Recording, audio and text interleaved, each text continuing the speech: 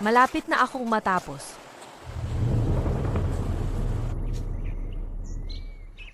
Mauhay. Shifu, Ano yon? Don, sina Sangking, may nangyari kay Sangking. May nangyari kay Sangking. Don, sina sina Sangking. May nangyari kay Sangking, Sangking. may nangyari kay Sangking. Ang sulat na ito ay galing kay QA. Wuma, kailangan mong iligtas si Sangking.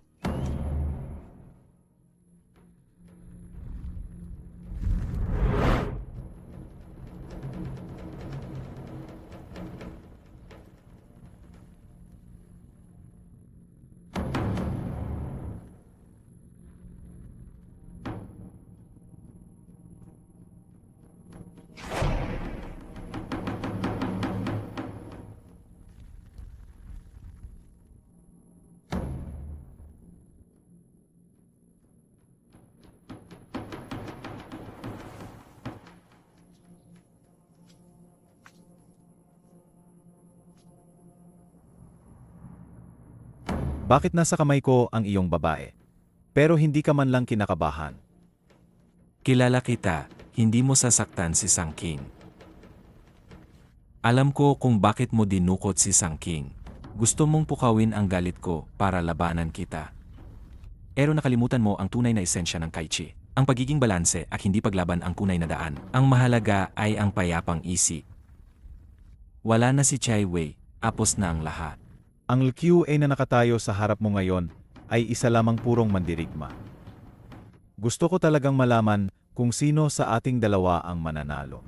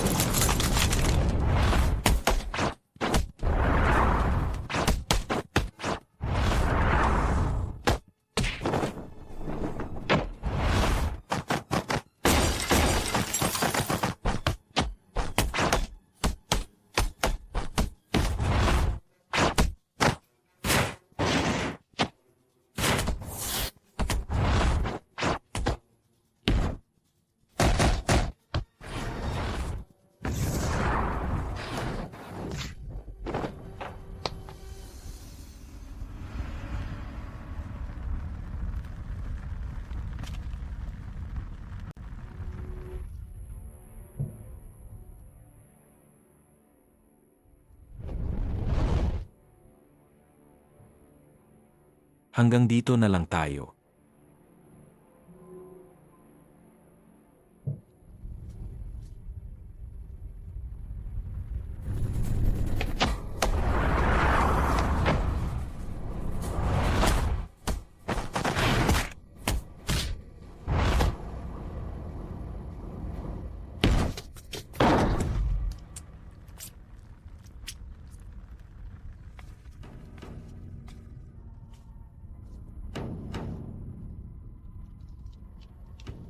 Hindi ko inakala na ang buong buhay kong hinabol na martial arts ay tatalikuran din ako ngayon. Ang martial arts ay hindi kailanman tatalikod sa sinuman. Ikaw ang lumayo. Ano man ang mangyari, sa wakas ay matutupad ko na ang aking hangarin. Ang makipaglaban sa iyo ng buong puso.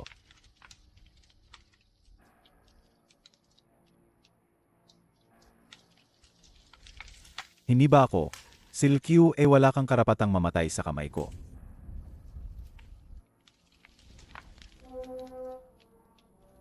Naalala ko ang sinabi ng Shifu ko bago siya pumanaw. Ang pagbitaw sa tamang oras ay isang bihirang pagkakataon.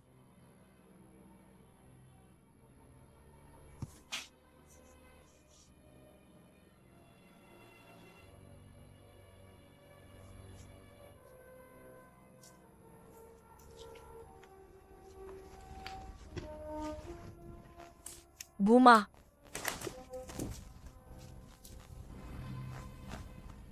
Ayos na, wala na.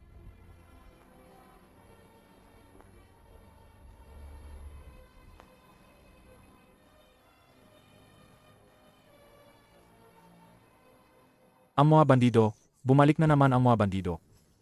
Ang matatanda, mahihina, at kababaihan ay manatili. Ang iba ay sumama sa akin. Sage, Uma, mag-ingat kayo. Saktan mo siya.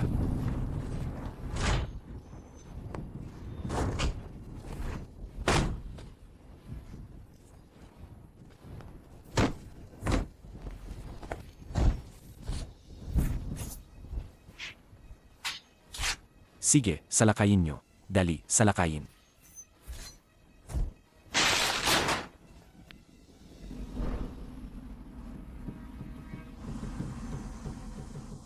pakiusap, palayain mo ako. Sino yan?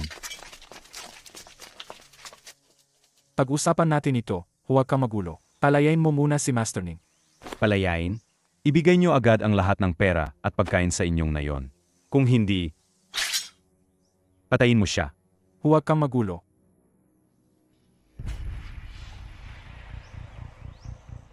Pag-usapan natin ito, huwag kang magulo, huwag kang pumatay. Babalik ako para kunin ang pagkain para sa iyo. Basta huwag kang pumatay. Patayin mo siya. Huwag kang gumalaw. Buhay sa buhay. Palayain mo si Master Ning.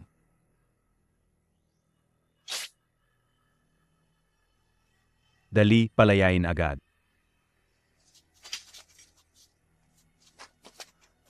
Master Ning. Ang brutal mo. Sinabi ko na wala siya. Ulitin ko, nasaan siya? Sasabihin mo ba o hindi?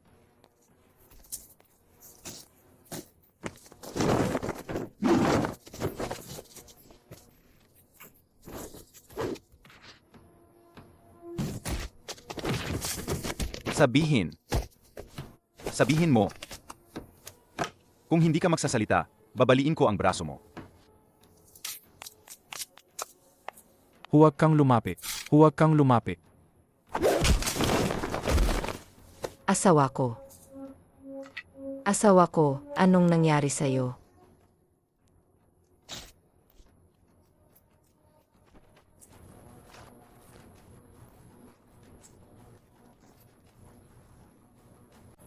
Wuma, papatayin kita para kay Kiyang.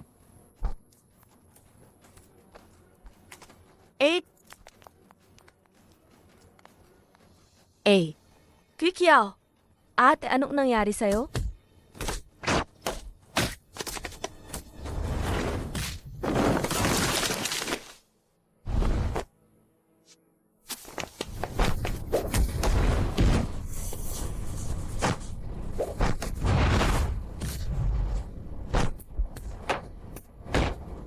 Asawa ko, Quikiao. Asawa ko, Kikiao.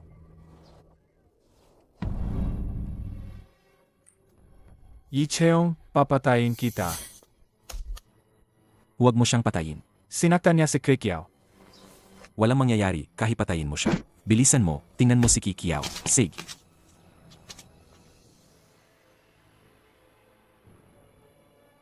Mas mahina ako sa'yo, patayin mo na ako. Pinatay mo si Kiyang. Ang Cheiki Dojo ay may utang na buhay. Hindi mo ba naisip, wala akong galit kay Kiyang? Bakit ko siya paatayin? Alam kong masakit sa'yo ang mawalan ng kapatid.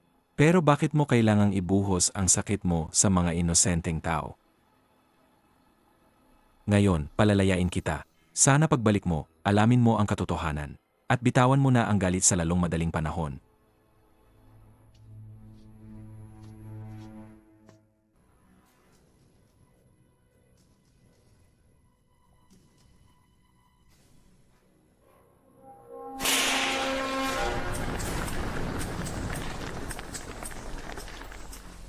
Huwag kang gumalaw.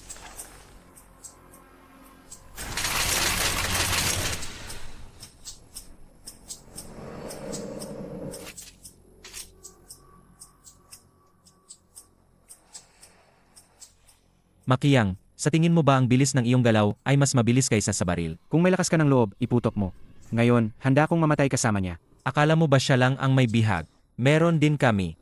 Lahat ng baril ninyo, itutok sa ulo ni Zhou Wansheng. Opo.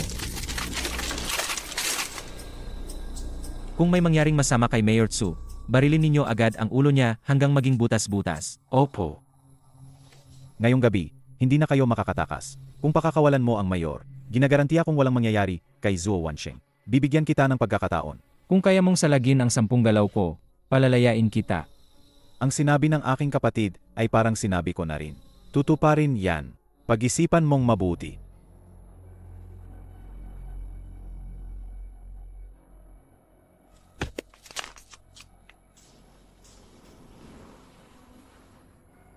Barilin ninyo siya. Hayaan mo muna silang maglaro. Kailangan pa natin ang buhay niya para malaman ang mga kasabwat niya.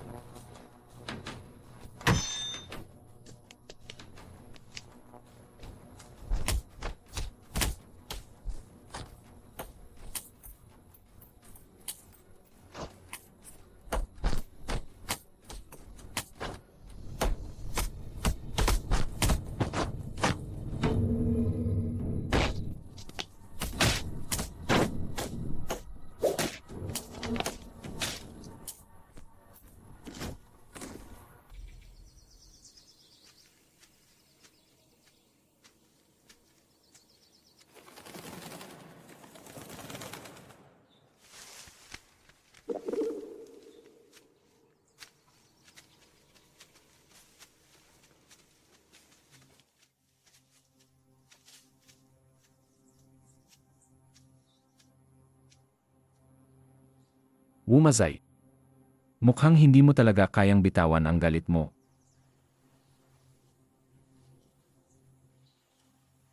Gusto mo talagang patayin si Shifu para lang makalaya. Ang paghihiganti para sa mga magulang ay hindi kailanman matatapos.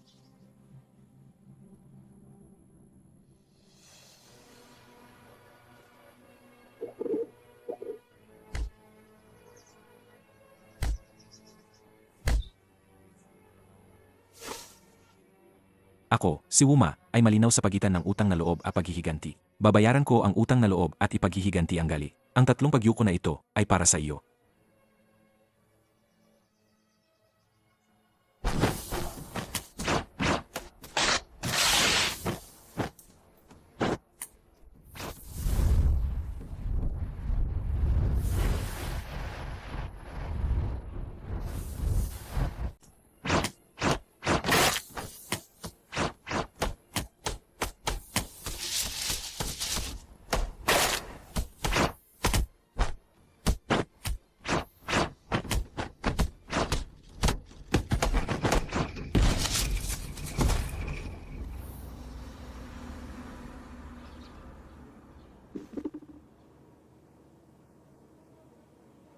Hindi ko inakala na sa ganitong paraan mo lang makakamit ang ganitong lakas.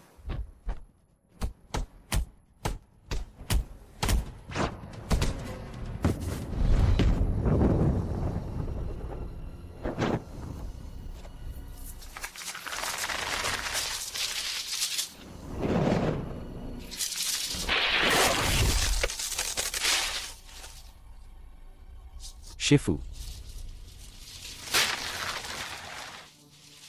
Wumazai, kailangan mo nang bumitaw. Ang pagbitaw sa tamang oras ay isang bihirang pagkakataon. Tandaan mo, patunayan ang daan sa pamamagitan ng martial arts. Mauuna na si Shifu.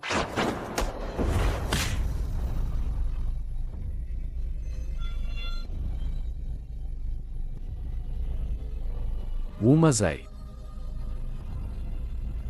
Shifu.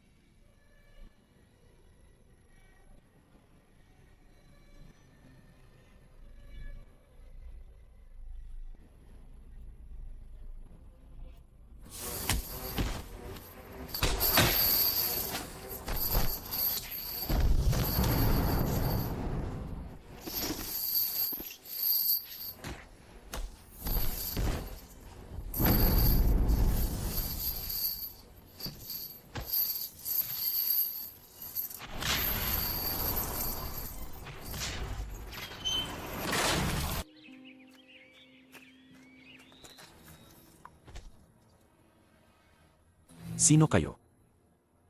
Kami ang mga disipulo ng Kang Longpai. Inapunta kayo ni Duan Xiaoxing. Kung hahamunin mo si Duan Xiaoxing, kailangan mo munang dumaan sa akin. Ikaw. Ang target ko ay si Duan Xiaoxing ng Kang Longpai. Wala ka lang, isa ka lang walang pangalan. Anong walang pangalan? Siya ang aming senior brother ng Kang Longpai. Ano ngayon? Anong ano ngayon? Sino ka ba, Wuma? Isa ka lang bilanggo. Malaking karangalan na makipaglaban sa iyo ang aming senior brother. Si Duan Xiaoxing lang ang lalabanan ko. Mga kapatid, bugbugin niyo siya.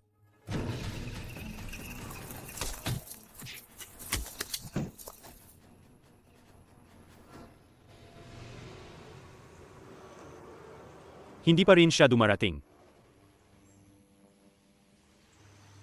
Ano bang nangyayari kay Wuma? Siya ang naghamon sa aking laban. Pero wala man lang anino niya. Baka natatakot siyang matalo kaya hindi siya dumating. Siya ang naghamon sa aking laban. Siya ang hindi makatanggap. Mahirap sabihin yan. Kung ako yan, kung sakaling matalo ako sa iyo nang hindi sinasadya, ganoon pa rin ba kadali ang sasabihin niya? Sa tingin ko, hindi niya nakita ang halaga kaya hindi siya dumating.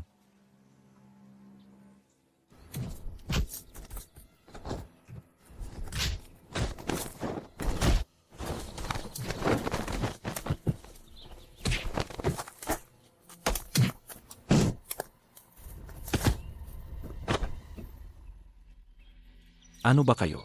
Kang Longpai, isa kayong kilalang sekta. Si Duan Xiaoxing, pinapunta pa kayo para manggulo ng maramihan.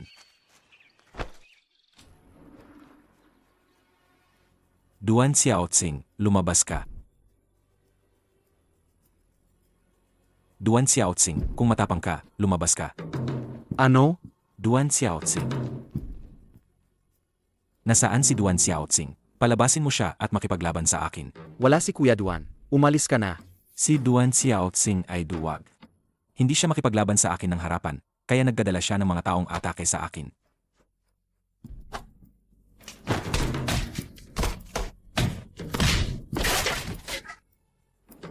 Duan Xiaoxing, lumabas ka. Wuma, huminto ka. Huminto ka. Duan Xiaoxing, lumabas ka. Anong nangyayari?